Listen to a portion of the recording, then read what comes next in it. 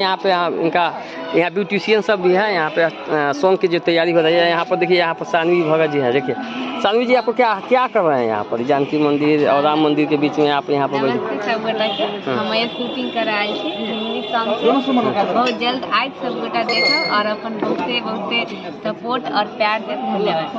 तो चैनल पर सब्सक्राइब करिए। यहाँ के जगेश जी का आपको बहुत आदमी इस चैनल पर व्यूअर है। और इस व्यूअर को आप क्या कहना चाहते हैं? इनका बहुत ज़्यादा व्यूअर है जगेश जी का, जिनका आप गायक हैं, इस जो सिंगर हैं, तो आप इनको क्या कहना चाहिए? ये कह चाहबै कि जब हमर सबके गाना आवे तो अहाँ सब गोटा देख देवे और अपन प्यार सपोर्ट देवे। नीक लागत या खराब लागत, जेहन लागत अहाँ सब अपन कमेंट करब। धन्यवाद। इतनी कहूँ। चलिए, आपको अभी तक मेरे चैनल को सब्सक्राइब नहीं किया, सब्सक्राइब करिएगा, क्योंकि अपडेट आपको इसी चैनल के मार्फत से आएगा। ठीक है, मेरे वीडियो देखने के लिए बहुत बहुत धन्यवाद।